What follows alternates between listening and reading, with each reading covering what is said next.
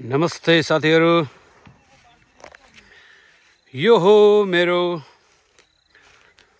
थोरी गाविसमा रहेको इन्डियाको बोर्डर साइडमा रहेको फार्म हाउस।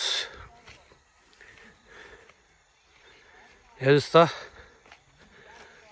पुरा सनसेट भइरहेछ। कति राम्रो सनसेट देखिरहेछ। So beautiful sunset. हेर्नुस्, यहाँको बोटहरू छ।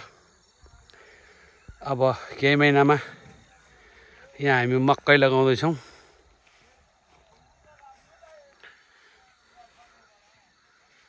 त्यसपछि मकै सकेपछि फेरि ट्र्याक्टरले जोतेर फेरि हामी तोरी लाउँछौँ।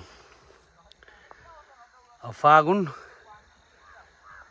त्यसपछि वैशाख, जेठतिर फेरि हामी तोरी लगाउँछौँ।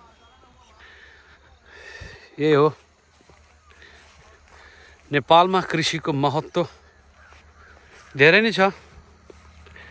तर अहिले धेरै युवा पुस्ताहरूले चाहिँ कृषि बिर्सिसकेका छ।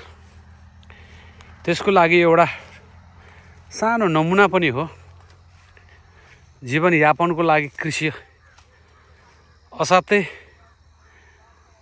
महत्त्वपूर्ण छ। कि धान रोप्नु पर्यो, कि गहुँ रोप्नु पर्यो, कि मकै रोप्नु पर्यो, आफ्नो खेत बारीलाई चाहिँ बाँझो चाहिँ राख्नु भएन। केही न केही चाहिँ रोप्नु पर्यो। या व्यावसायिक रूपमा आफूले खेती गरे पनि भयो। आफ्नो आम्दानीका स्रोतहरू बढाउनलाई चाहिँ खेती गर्नु धेरै नै जरुरी छ। र सम्पूर्ण साथीहरूलाई खेती गर्न या कृषि गर्न चाहिँ नबिर्सिनु होला।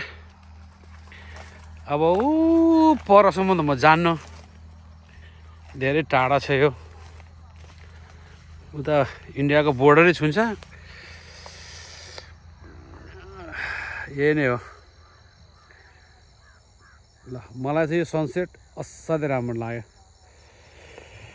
मेरो आफ्नै बारीबाट देखिएको सनसेट, सो ब्युटिफुल सनसेट।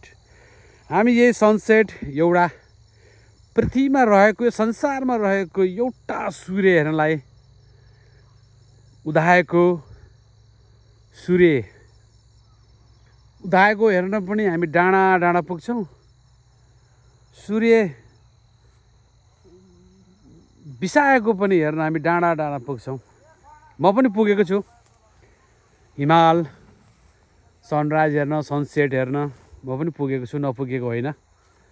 तर प्रकृति, ठाउँ र स्थान अनुसार हिमाल हेर्न, सूर्य हेर्न, सनराइज र सनसेट हेर्न असाध्यै मनलाई आनन्दित बनाउँछ।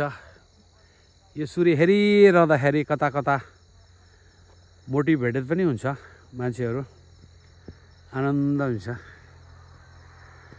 हस्, धन्यवाद।